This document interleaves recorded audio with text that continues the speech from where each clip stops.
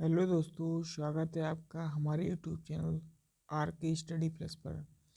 तो फ्रेंड्स, आज हम पढ़ेंगे भारत की नदियाँ। हाल ही में जो एग्ज़ाम होने वाला है फरवरी के महीने में यूपी पुलिस का, उसके लिए बहुत ही इम्पोर्टेंट है ये वीडियो। ठीक है, और वैसे भी अदर एग्ज़ाम जो होते हैं वनडे एग्ज़ाम, उनके लिए सभी के लिए इम्पोर्टेंट है। तो चलिए स्टार्ट करते हैं। देखिए, पहली नदी है सतलज नदी। सतलज नदी, इसका जो उद्गम होता है वो तिब्बत में मानसरोवर झील के, ठीक है, तिब्बत में मानसरोवर झील के निकट राकस ताल से होता है। ठीक है, इसका जो संगम या जो मुहाना है वो चिनाब नदी में बनाती है ये, और इसकी लंबाई जो है वो 1500 किलोमीटर है। और इसकी भारत में जो लंबाई है सतलज नदी की वो 1050 किलोमीटर है। अब दूसरी नदी है हमारी सिंधु नदी। ठीक है, तो सिंधु नदी जो है वो तिब्बत में मानसरोवर झील के पास से इसका उद्गम होता है। शानोखापाव हिमनद से इसका उद्गम होता है, और ये नदी जो मुहाना बनाती है अपना, वो अरब सागर में बनाती है, मतलब अरब सागर में जाकर के ये गिर जाती है। और इसकी लंबाई जो है वो 2880 किलोमीटर है। भारत में अगर सिंधु नदी की लंबाई देखी जाए तो 1114 किलोमीटर है। सिंधु नदी की सहायक नदियां हैं सतलज, चिनाब, रावी, ब्यास, झेलम।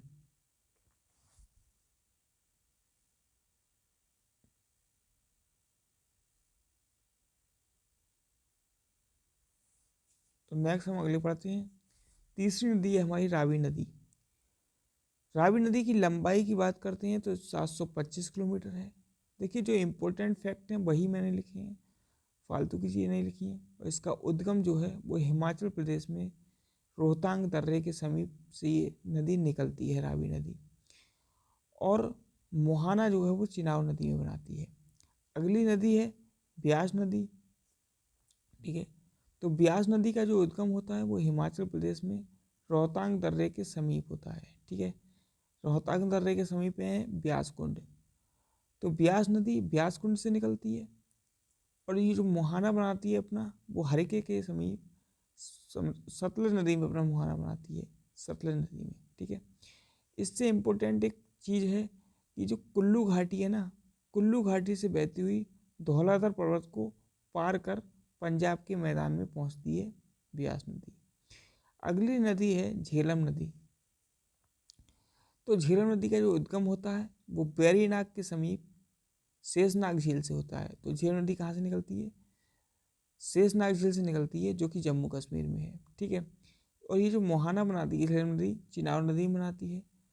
इससे इम्पोर्टेंट चीज़ ये है कि जो झेलम नदी है इसमें श्रीनगर, जो नगर है श्रीनगर जम्मू कश्मीर के अंदर, वहाँ पर शिकारा या बजरे चलाए जाते हैं इस झेलम नदी के अंदर।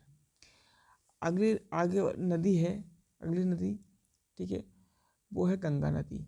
देखिए, भारत की सबसे प्रमुख नदी गंगा नदी है। गंगा नदी गंगोत्री के पास एक गौमुख हिमानी से निकलती है। गौमुख हिमानी से गंगा नदी निकलती है, और ये जो मुहाना बनाती है वो अपना बंगाल की खाड़ी में अपना मुहाना बनाती है, मतलब बंगाल की खाड़ी में गिर जाती है। इसकी लंबाई जो है 2525 किलोमीटर है भारत के अंदर। अगली है यमुना नदी। ठीक है, यमुना नदी जो निकलती है वो बंदर पूंछ के पश्चिमी ढाल पर स्थित है यमुनोत्री पहाड़ी। तो मतलब यमुना नदी कहाँ से निकलती है? यमुनोत्री हिमालय से निकलती है, और ये मुहाना जो बनाती है वो प्रयाग, मतलब इलाहाबाद में गंगा नदी में ये अपना मुहाना बनाती है। अगली नदी है चंबल नदी। ठीक है, चंबल नदी जो है वो मध्य प्रदेश में मऊ के समीप स्थित जाना पाव पहाड़ी की सिगाल चोरी चोटी से निकलती है, और ये अपना मुहाना बनाती है यमुना नदी के अंदर। देखिए, जो चंबल नदी है वो देश के सबसे गहरे खड्डों का निर्माण करती है। तो कई बार ये क्वेश्चन पूछा जाता है कि ऐसी नदी का नाम बताइए जो देश के सबसे गहरे खड्डों का निर्माण करती है, तो वो नदी हो जाएगी आपकी चंबल नदी।